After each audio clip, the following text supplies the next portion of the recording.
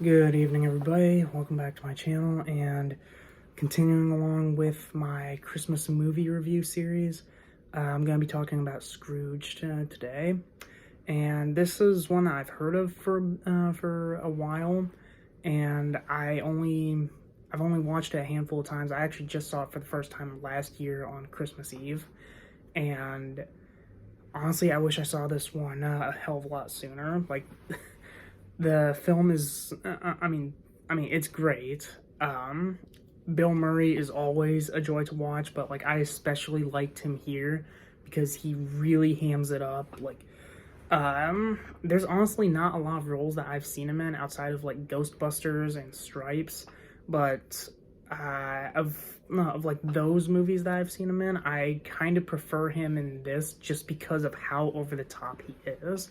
I mean, the story is basically just a modernized version of the original Christmas Carol Scrooge, where where Bill Murray is just a complete jackass, whose name is Cross in this film. But he's visited by the ghost of his mentor, who warns him like if he doesn't change his ways, he'll basically be a ghost that walks the earth just like him. And he'll be visited by 3 different ghosts, right? So this the story is pretty cut and dry. There's not too much that they change from that, just giving it like a modern, more high-tech version of it. Which, speaking of, the guy who plays as the stand-in for the ghost of Jacob Marley, that guy was great, and the whole scene that he was in, where he's basically like a decrepit, like rotting corpse, is just amazing. I don't know if they ever got like an award or anything for the makeup, but the makeup for that just looked fantastic. Again, Bill Murray is great. The 3 ghosts are pretty cool, like reinterpretations of it, where where the ghost of Christmas Past is like this maniac taxi driver, and the way that they go like back in time to Cross's life is that like they get into the taxi and the taxi odometer like keeps rolling back the years. That was a pretty cool, interesting gag. The Ghost of Christmas Present, who ironically, in my opinion, kind of looks like the Tooth Fairy, and also in some iterations looks more like the Ghost of Christmas Present. She she's hilarious to watch, especially when like she's constantly like hitting Bill Murray just to get his attention. The Ghost of Christmas Future,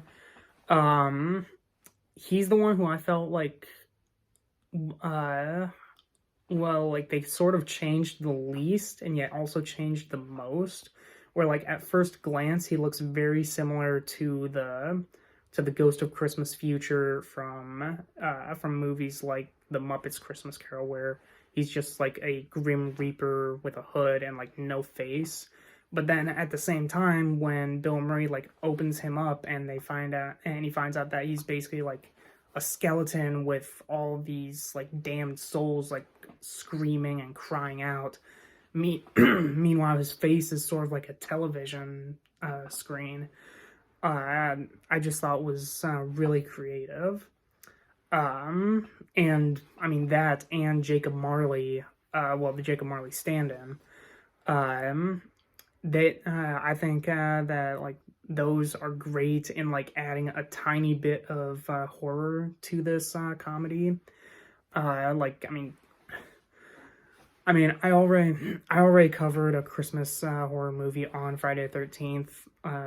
Again, that's the only reason why I covered Christmas Play Christmas, because the first day of Christmas just happened to fall on Friday the 13th. But I will admit there are some pretty good like horror elements in this film as well. Again, with the Jacob Marley stand-in, with the Ghost of Christmas Future, and even a little bit of the Ghost of Christmas Past. And even like certain scenes, like when the Ghost of Christmas Present like locks across like underground, and he finds like a frozen corpse, like all those scenes like add a little touch of like horror movie to it, which I appreciate. Um, also part of the cast, part of the main cast is Karen Allen, who I'll admit I haven't seen her in pretty much anything outside of the Indiana Jones films. I mean, I think that she did best in Rares of the Lost Ark. Kingdom of the Crystal Skull was okay, but at least she did something. Whereas in Dial of Destiny, like she just had a cameo at the very end, which again I stand by what I said. Like say what you will about Kingdom of the Crystal Skull, I know that it's a bad movie, but I still think that they gave Indiana Jones the best ending in that film, where he actually marries Marion. But tangent over. Karen Allen does great in this film, and in a way, they kind of upped it from the original Christmas Carol, or at least from the Muppets Christmas Carol that I saw, where Scrooge's fiance or love of his life left him, and he never got her back. But then in this film, like she's actually like a recurring role throughout the film, and eventually she gets back together with Bill Murray's character, and I think that's great that that in the process of like not being an asshole anymore, Cross eventually like rekindles the flame with his partner. But there's really not much I can say aside from that. Like this film I thought was great. Like you could literally watch this without the sound and you could still follow along, just because of how timeless the classic Christmas Carol story is, and like everybody knows the narrative of it.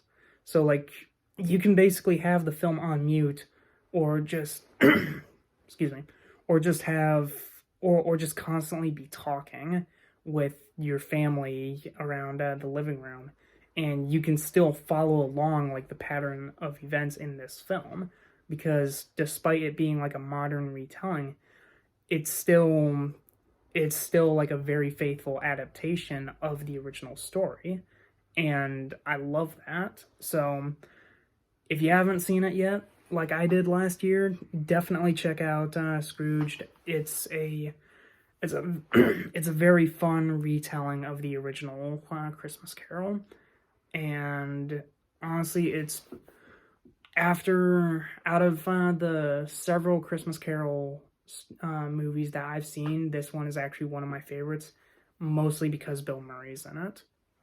But with that all said, that's it for this review, and I'll see you guys tomorrow for another Christmas review. Bye, everyone.